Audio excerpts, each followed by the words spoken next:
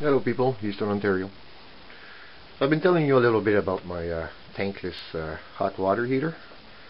This big old tank is just a hot waste of energy, and it is totally disconnected now. Power is still there for emergency, but I haven't used it in 6 months almost now. And this thing's been supplying all the hot water that we need. Showers, dishwasher, anything. Name it, hot water. How do you say that in English? But in French it's à l'abondance, as much as we want. So now I'm about to clean it. So at the beginning, when I installed it, I installed these two valves. So now I've got this little piece there with a garden hose fitting on it, and it goes directly inside my bucket. And in this bucket there's a little bit of water, mostly vinegar, and this is my exit valve.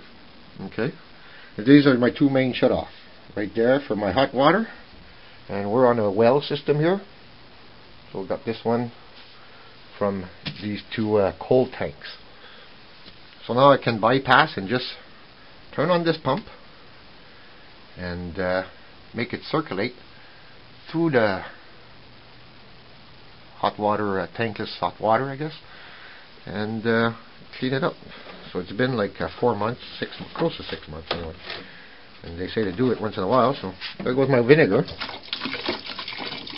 Now I see a lot of people do this on the internet, and the only thing that I don't like with the others is when they submerge the submergible pump, because there is a submergible pump to pump the water in there.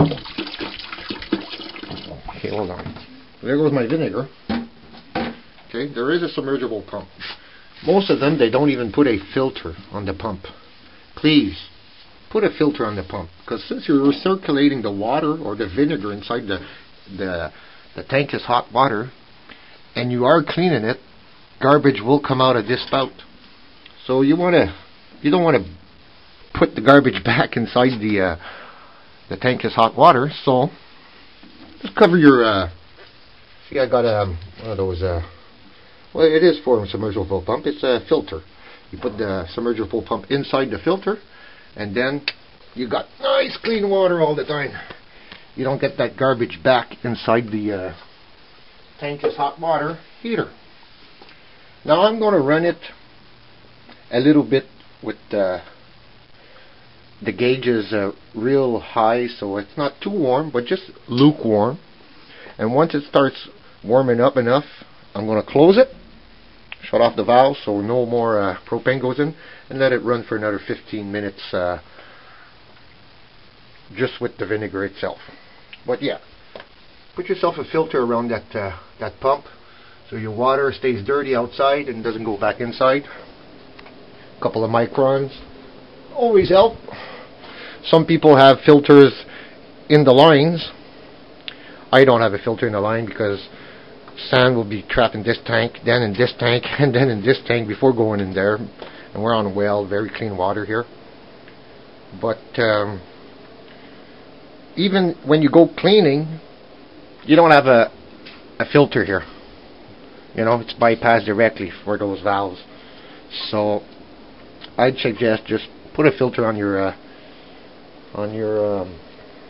pump. Now I do have a little leak here. Can't get it sealed properly. It's not much, but there it goes. Oh yeah. There's a little bit of water there. Oh, you can smell that vinegar. Woo! And there you go. We're giving the hot water tank, or I should say the hot tankless water heater,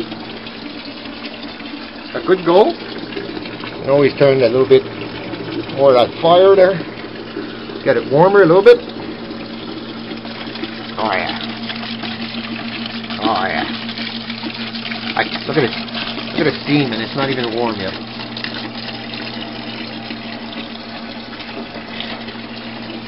Oh yeah. See that steam? Don't let it run like that for 15 minutes. Look at the steam. I'm telling you, this thing is freaking hot, man. I can get that water to boil if I want. and $17 Canadian every 2.5 weeks. That's all it costs. $17 to run my whole house. As much water, hot water. Look at the steam coming out there. I don't know if you can see the steam. And that's full water and basically almost no heat. I can bring this heat right up there and turn the flow of the water down and even get it I'm telling you, to boil. I have some hot water there. I'll be right back with a thermostat, show you how hot it is. So now I'm supposed to leave that run for 15-20 minutes, and that's good. The water is so hot, it just shut down. There's a protection. If the water too hot that goes inside, it shut down. That means it's hot enough. When it cools down, it'll start up again. So that's what's nice about this system. But look at the steam right now. Whew. That's warm, man.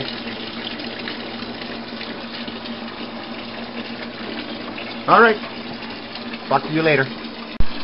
So I went upstairs and got a little thermostat, I guess, or yeah, thermostat. It is still shut down because the water is still too hot. Look at the steam coming out of there. Let's put it underneath, see how much. And it's still just circulating without the... am I filming all crooked? without the tank is running. As you can see, it's turned off. So the water is just pretty hot still. You can see the steam.